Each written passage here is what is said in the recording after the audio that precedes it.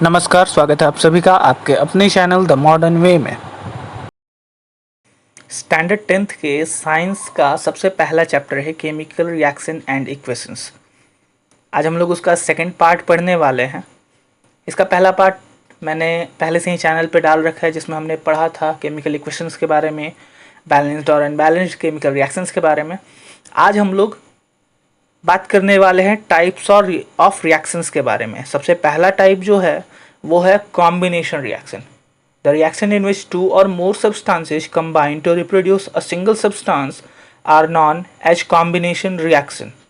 इस रिएक्शन को हम लोग सिंथेसिस रिएक्शन भी कहते हैं और इसको हम लोग प्रेजेंट कर सकते हैं x plus Y arrow X Y के थ्रू।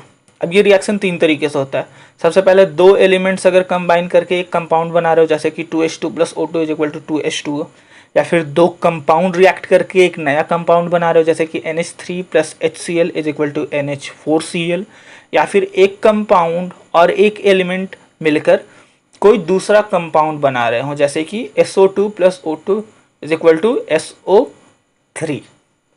तो इसको हम लोग कॉम्बिनेशन रिएक्शन ही कहते हैं।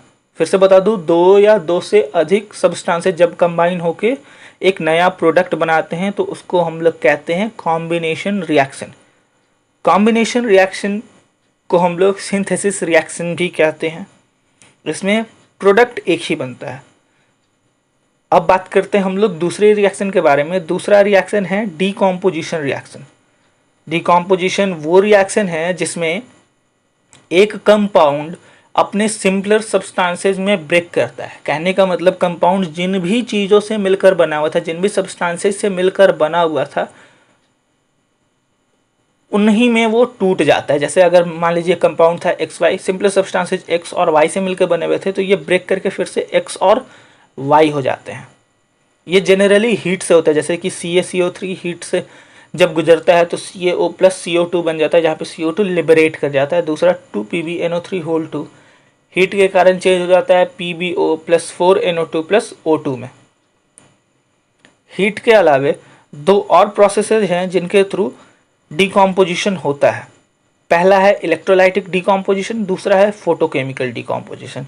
इलेक्ट्रोलाइटिक डिकॉम्पोजिशन वैसा डिकॉम्पोजिशन रिएक्शन है जिसमें अगर कंपाउंड से इलेक्ट्रिसिटी को पास करा दी जाती है तो वो कंपाउंड अपने सिंपलर सब्सटेंसेज में ब्रेक कर जाता है।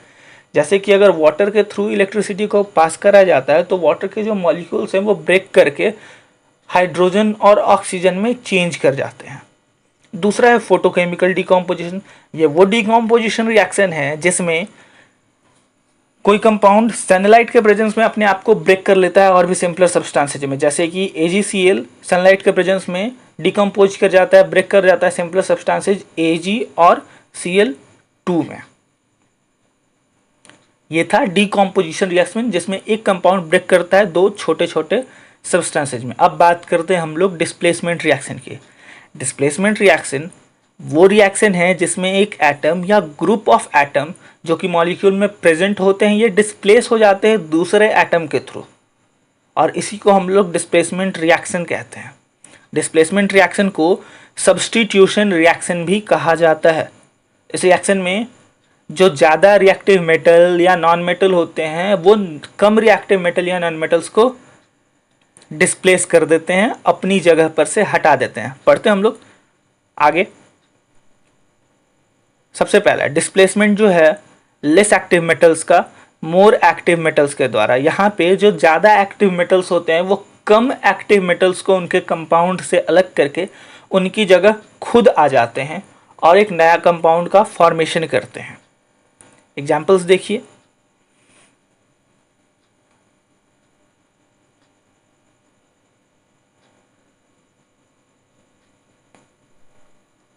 एग्जाम्पल देखिए, Fe प्लस CuSO4 बन जाता है FeSO4। यहाँ पे होता यह है कि आयरन जो है वो ज़्यादा रिएक्टिव है कॉपर से। जब ये रिएक्शन होता है तो आयरन कॉपर को डिस्प्लेस कर देता है। रिएक्टिविटी सीरीज अगर आपको याद होगी तो आपको ये समझ आ रहा होगा कि आयरन ज़्यादा रिएक्टिव होता है कॉपर से। तो रिएक्टिविटी सीरीज के थ्रू ही आयरन क्या करता है, कॉपर को डिस्प्लेस कर देता है, खुद आ जाता है, बना देता है कंपाउंड FeSO4 प्लस Cu। दूसरा है displacement of less reactive non metals from its compounds. Non metals जो कि लेस रिएक्टिव होते हैं उनको उनके कंपाउंड से अलग कर देता है ज़्यादा रिएक्टिव नॉन मेटल। जैसे कि 2Na Br plus Cl2 is equal to 2NaCl plus Br2। यहाँ पे ब्रोमीन कम रिएक्टिव है तो क्लोरीन उसे डिस्प्लेस करके खुद कंपाउंड में जगह ले लेता है और ब्रोमीन को अलग कर देता है। इसके बाद जो तीसरा पढ़ना है वो ये है कि किसी भी एसिड में से हाइड्रोजन का अलग होना किसी भी एक्टिव मेटल्स के द्वारा। जैसे कि जिंक प्लस सल्फ्यूरिक एसिड बन जाता है ZnSO4 और हाइड्रोजन वहां से लिबरेट कर जाता है। जिंक हाइड्रोजन को सल्फ्यूरिक एसिड में से अलग कर देता है। ये था डिस्प्लेसमेंट रिएक्शन, जहां पे कोई एक एटम या ग्रुप ऑफ एटम चेंज कर रहा था अपना जगह, किसी और एटम को हटा दे रहा था कंपाउंड में से और उसकी जगह ले ले रहा था। अब हमें बात करना है डबल डिस्प्लेसमेंट रिएक्शन के बारे में। डबल डिस्प्लेसमेंट रिएक्शन वो रिएक्शन है जिसमें दो कंपाउंड्स अपने आयंस को साइमल्टेनियसली एक्सचेंज कर लेते हैं और दो नए कंपाउंड्स बना लेते हैं। यूं कहें XY और AB अगर दो कंपाउंड्स है तो ये साइमल्टेनियसली अपने आयंस को एक्सचेंज कर देते हैं, दो नए कंपाउंड्स XB और AY बना लेते हैं। डबल डिस्प्लेसमेंट रिएक्शन को डबल डीकॉम्पोजिशन रिएक्शन या मेटाथेसिस रिएक्शन भी कहा जाता है। बहुत सारे पब्लिशर्स डबल डिस्प्लेसमेंट रिएक्शन को प्रेसिपिटेशन रिएक्शन भी कहते हैं, लेकिन ऐसा क्यों कहा जाता है उसके बारे में हम लोग आगे बात करेंगे। ये आयनिक कंपाउंड्स के बीच में ही होता है। वैसे कंपाउंड जो कि आयनिक बॉन्ड से जुड़े होते हैं उन्हीं के बीच में ये होता है। एग्जाम्पल की बात करें तो NaCl प्लस AgNO3 रिएक्शन के बाद Na अपने आयनिक एक्सचेंज करता है NO3 के साथ और क्लोरीन Ag के साथ और नए कंपाउंड्स बनते हैं NaNO3 और AgCl। दूसरा BaCl2 प्लस Na2SO4 चेंज कर जाते हैं BaSO4 प्लस 2NaCl।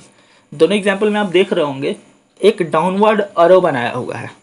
ये डाउनवर्ड एरो दिखाता है कि वो कंपाउंड्स प्रेसिपिटेट बनते हैं। प्रेसिपिटेट कहने का मतलब कोई भी केमिकल प्रोसेस जिसमें किसी भी सॉल्यूशन से कुछ सॉलिड सेपरेट होके किसी भी बीकर में नीचे की तरफ बैठ जाता है उसको हम लोग प्रेसिपिटेट कहते हैं।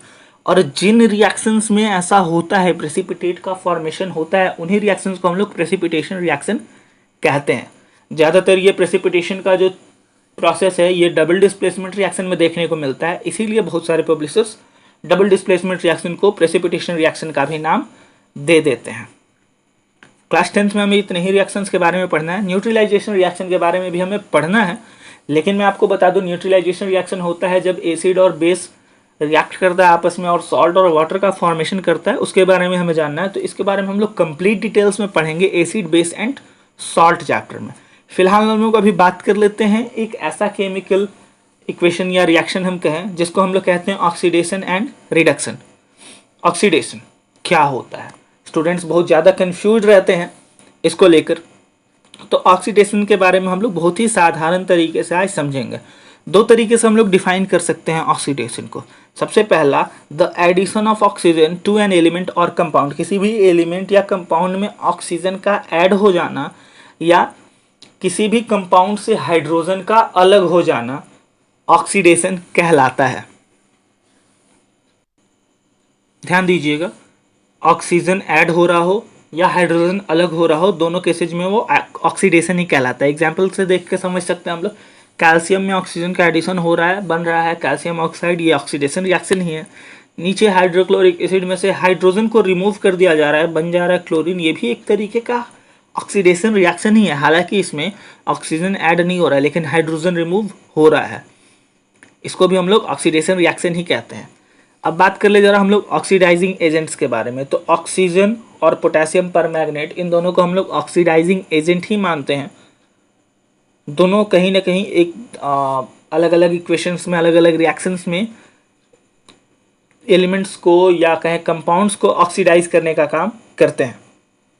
इसके बाद हमें बात करना है रिडक्शन के बारे में। तो जिस तरीके से ऑक्सीडेशन को हमने दो तरीके से समझा है वैसे ही रिडक्शन को भी समझते हैं। पहला, वो रिडक्शन का प्रोसेस कहलाता है जिसमें हाइड्रोजन का एडिशन होता है किसी भी एलिमेंट या कंपाउंड में। किसी भी एलिमेंट या कंपाउंड में जब हाइड्रोजन जुड़ जाता है तो उसको हम लोग रिडक्शन कहते हैं। या फिर किसी भी कंपाउंड से अगर ऑक्सीजन बाहर निकल जाता है तो उसको भी हम लोग रिडक्शन ही कहते हैं। ऑक्सीडेशन में ऑक्सीजन का एडिशन हो रहा था रिडक्शन में हाइड्रोजन का एडिशन हो रहा है, ऑक्सीडेशन में हाइड्रोजन का रिमूवल हो रहा था, रिडक्शन में ऑक्सीजन का रिमूवल हो रहा है। एग्जाम्पल की बात करें 2H2 प्लस O2 बन रहा है H2O, यहाँ पे ऑक्सीजन के साथ हाइड्रोजन का एडिशन हो जा रहा है, तो ऑक्सीजन का यहाँ पे रिडक्शन हो रहा है। दूसरा example CuO cupric oxide plus H2 बन रहा है Cu प्लस H2O, यहाँ पे क्यूप्रिक ऑक्साइड में से ऑक्सीजन का रिमूवल हो जा रहा है, तो ये भी एक तरीके का रिडक्शन ही है। इसके बाद हम बात करें रिड्यूसिंग एजेंट्स के बारे में, तो वो हैं हाइड्रोजन और स्टैनस क्लोराइड।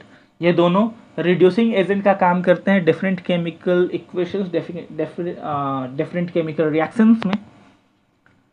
अब बात करें हम लोग रेडॉक्स रिएक्शन की, तो रेडॉक्स रिएक्शन वो रिएक्शन है जिसमें किसी एक ही केमिकल रिएक्शन में ऑक्सीडेशन और रिडक्शन दोनों हो रहा हो। सीधे सीधे बात करें तो जब भी ऑक्सीडेशन हो रहा होता है, ठीक उसी जगह पे, ठीक उसी केमिकल रिएक्शन में कहीं ना कहीं रिडक्शन भी हो रहा होता है। जैसे हम बात करें, ऊपर ही हमें एग्जांपल दिख रहा है, क्यूप्रिक ऑक्साइड प्लस हाइड्रोजन बन जा रहा है कॉपर प्लस H2O। यहाँ पे कॉपर का तो हो जा रहा है रिडक्शन, क्योंकि कॉपर के साथ जो ऑक्सीजन था ये अलग हो जा रहा है, लेकिन हाइड्रोजन के साथ ऑक्सीजन जुड़ जा रहा है, तो यहाँ पे हाइड्रोजन का ऑक्सीडेशन हो जा रहा है।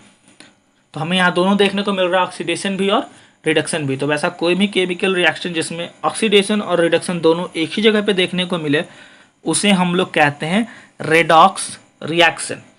ये सामान्यतः देखने को मिलता है, कोई भी ऐसा रिएक्शन जहाँ पे ऑक्सीडेशन हो रहा हो प्लस रिडक्शन हो रहा हो, वहाँ पे रेडॉक्स होता ही होता है। इसके बाद हमें बात करनी है कोरोजन के बारे में।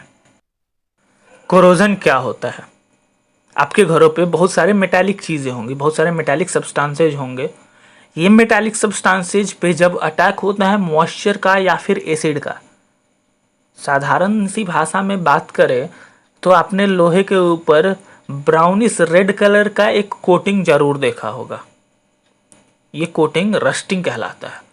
उसी तरीके से सिल्वर पे ब्लैक कोटिंग, कॉपर पे ग्रीन कोटिंग, ये सारे के सारे कोरोजन ही हैं। किसी भी मेटल के ऊपर जब मॉइस्चर या एसिड रिएक्ट करता है तो वो मेटल कोरोड करने लगता है, और कोरोड होने की इस प्रोसेस को ही हम लोग कोरोजन कहते हैं।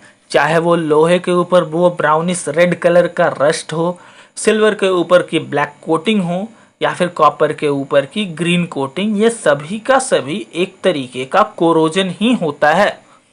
कोरोजन ये मेटल्स में देखने को मिलता है, नॉन मेटल्स में ये नहीं देखने को मिलता है। मॉइस्चर के प्रेजेंस के कारण ही ये होता है। कोरोजन के बाद हमें बात करनी है रैंसिडिटी के बारे में। रैंसिडिटी, खाना जब पकता है, कोई भी फ्रेश फूड होता है तो उसका स्मेल हो या टेस्ट हो वो बहुत ही प्लीजेंट होता है, लेकिन अगर यही खाना लंबे समय तक एयर, मॉइस्चर और टेम्परेचर में, हाई टेम्परेचर में छोड़ दिया जाता है तो इसका स्मेल और टेस्ट चेंज हो जाता है, अनप्लीजेंट हो जाता है। इसको हम लोग रैंसिडिटी कहते हैं, और उस तरीके के फूड को रैंसिड फूड कहा जाता है। जी हाँ, जब कोई खाना का स्मेल और टेस्ट अनप्लीजेंट हो जाता है ज़्यादा एयर या ज़्यादा मॉइस्चर में रहने के कारण, तो उसको हम लोग रैंसिडिटी कहते हैं। ऐसे खानों को प्रिजर्व किया जाता है, और प्रिजर्व करने के बहुत सारे तरीके हैं, डिटेल्स में हमने लास्ट क्लासेज में पढ़ चुके हैं, लेकिन अभी हम आपको बता देते हैं ब्रीफली। सबसे पहला, एंटीऑक्सीडेंट्स मिलते हैं। एंटीऑक्सीडेंट्स को यूज करके हम लोग फूड को प्रिजर्व कर सकते हैं रैंसिडिटी से। दूसरा, खाने को अगर आप लो टेम्परेचर में रखते हैं तो भी खाना लंबे टाइम तक रह पाता है, प्रिजर्व्ड रहता है, बच जाता है। फूड को अगर आप एयर टाइट कंटेनर में भी रखते हो तो भी फूड बचा रह सकता है। उसके बाद मार्केट में चिप्स मिलते हैं, लेज वगैरह का पैकेट आपने देखा ही होगा, उनमें चिप्स कम गैस से ज़्यादा होता है, तो वो गैस होता है नाइट्रोजन गैस, और इस गैस का भी काम होता है किसी भी फूड को प्रिजर्व करना, क्योंकि ये नाइट्रोजन गैस फूड को एयर और मॉइस्चर से दूर रखता है, जिससे कि ये फूड लंबे टाइम तक बचे रहते हैं। तो हमें इस चैप्टर में इतना ही पढ़ना है। बने रहिए हमारे साथ, देखते रहिए द मॉडर्न में। हम आपके लिए नई नई वीडियोस लाते रहेंगे जिनको आप पढ़ के नई चीज़ें सीख सकते हैं। धन्यवाद।